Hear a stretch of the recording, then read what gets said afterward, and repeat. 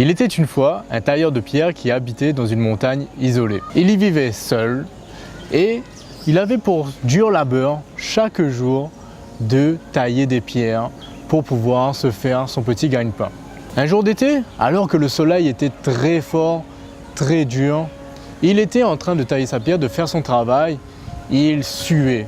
Il était vraiment très fatigué par cette chaleur qui était étouffante. Il finit au bout d'un moment par lâcher son marteau, lâcher ses outils, à regarder le ciel et dire « Mon Dieu, regarde ma situation. Regarde, moi je ne suis qu'un simple tailleur de pierre. Regarde comment les situations sont difficiles pour moi. Aide-moi à changer cela. Je suis épuisé, je n'en peux plus, j'ai besoin de changer tout cela. » À ce moment-là, il y eut un énorme éclair et un génie apparut devant lui. Un génie lui dit « Je suis envoyé par Dieu, il m'a dit de t'exaucer un vœu. Demande-moi ce que tu veux, tu l'obtiendras. » À ce moment-là, il dit « Ah, tu vois le soleil, regarde, c'est le soleil qui fait que cette journée est aussi dure. Il est fort, il est puissant, regarde toute la chaleur qu'il donne. J'aimerais devenir l'astre du jour. » À ce moment-là, le génie claqua des doigts et son vœu fut exaucé. Notre tailleur de pierre devint le soleil. Il était alors tout fier, tout content. Il était grand, il était énorme, il rayonnait, il était plein de chaleur. Quand il voyait ce qu'il faisait sur la terre, il apportait de la lumière, il apportait de la chaleur. Tous les êtres vivants, à tout le monde, c'était lui qui était la source de bonheur de beaucoup d'éléments sur cette terre. Les humains même le vénéraient, il était honoré comme un dieu. Il se sentait vraiment très bien dans cette nouvelle vie. Mais au bout de quelques jours, il finit par se rendre compte d'une chose. C'est qu'il y avait quelque chose qui affaiblissait la force de ses rayons. Il y avait quelque chose qui l'empêchait d'avoir exactement l'impact qu'il souhaitait avoir sur la Terre.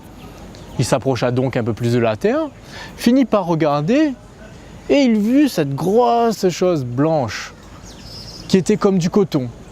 Il s'approcha, regarda et se rendit compte que c'était les nuages. Les nuages l'empêchaient de faire ce qu'il faisait. Les nuages étaient plus forts que lui pour pouvoir bloquer les rayons.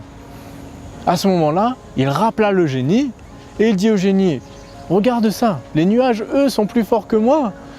Moi, j'aimerais plutôt alors à ce moment-là que tu fasses de moi un nuage plutôt que le soleil. » Le génie, un petit peu énervé par cette question, lui exauça quand même son vœu.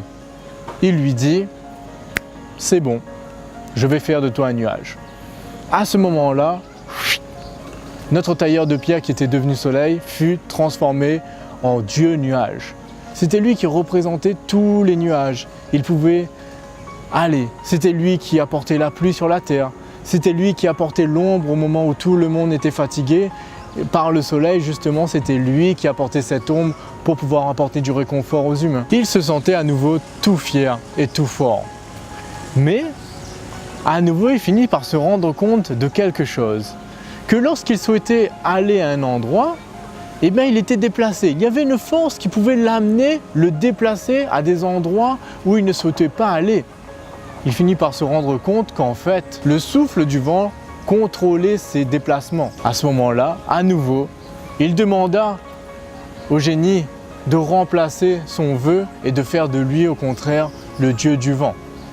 Le génie s'exécuta sans broncher et lui dit « C'est bon, tailleur de pierre, tu es maintenant le dieu du vent. » Il fut transformé en Éole.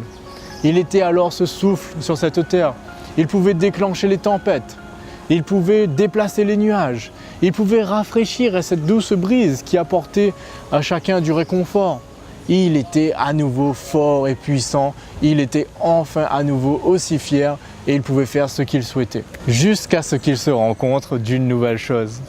C'est qu'il y avait des endroits où sa force était bloquée. Il se rendit compte d'une chose. C'est que bien qu'il était fort, qu'il avait ce souffle, il y a certaines zones qui lui étaient inaccessibles à cause de grosses montagnes. Les montagnes en effet bloquaient sa force et l'empêchaient d'aller atteindre certaines zones. Il rappela donc le génie et lui dit « Génie, regarde ça, les montagnes sont bien plus fortes que moi, je ne peux pas souffler où je veux, transforme-moi en montagne plutôt. » Le génie le regarda et lui dit je vais faire ce vœu, mais c'est bien la dernière fois que j'accepte de changer et c'est donc ton dernier vœu. Réfléchis bien. Dis oui, c'est bien, c'est réfléchi, je veux être une montagne, fais de moi une montagne. À ce moment-là, le génie exauça son vœu et notre tailleur de pierre fut à nouveau transformé, cette fois-ci, en montagne. Et il se sentait vraiment solide. Il était cette énorme montagne, il était stable, il était fort, il était vraiment énorme. Il prenait dans le paysage, les gens l'observaient, les gens le regardaient.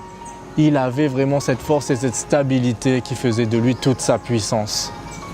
Il était donc à nouveau épanoui, joyeux de la situation dans laquelle il vivait. Pourtant, un jour, il finit par se rendre compte de quelque chose qui le dérangeait.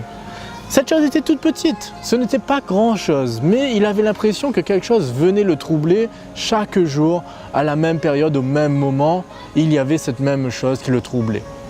Il finit par bien se concentrer, par regarder, et il vit alors, au creux d'une montagne, il entendit quelque chose faire toc, toc, toc, un tout petit bruit, un tout petit frottement contre lui. Il regarda et il finit par voir un tailleur de pierre qui était en train de casser des rochers dans la montagne. Cette histoire qui montre bien des leçons. Cette leçon, c'est surtout sur l'humilité et surtout sur comprendre son potentiel. En effet, si l'on prend l'histoire, si on avait laissé cette montagne demander à nouveau un vœu, qu'est-ce qu'elle aurait dit ? Je souhaite être le tailleur de pierre parce que le tailleur de pierre a la capacité d'agir sur la montagne. À chaque fois qu'il y avait quelque chose qui le dérangeait, il voulait être quelque chose d'autre. Il voulait changer sa position. Il voulait être transformé en autre chose pour faciliter sa vie. Bien souvent, nous avons la même mentalité dans notre vie. C'est-à-dire que lorsque nous avons des moments difficiles, nous avons un challenge, nous regardons la vie de nos voisins. Nous regardons la vie des personnes autour de nous en se disant « Ah, eux, la vie est tellement facile pour eux. Si moi, j'avais la vie de cette personne-là, si moi, j'avais cette vie-là, au lieu de ce que j'ai actuellement. » Nous avons toujours tendance à vouloir chercher à l'extérieur la beauté. Pourtant, cette histoire nous montre bien que vous soyez le soleil, la montagne, le vent, vous aurez toujours une chose qui viendra quand même troubler. Vous avez toujours deux faces, il y a toujours le bien, le mal, il y a toujours le jour, la nuit, il y a toujours une dualité dans tout ce que l'on fait. Et que donc, vous aurez toujours des inconvénients dans toute situation. À vous de pouvoir apprendre à vous contenter de ce que vous avez, à profiter du bien que vous avez actuellement, au lieu d'aller le chercher à l'extérieur. Voilà ce que nous apprend cette histoire du tailleur de pierre. Je vous souhaite une très belle journée et je vous dis à très vite. Merci.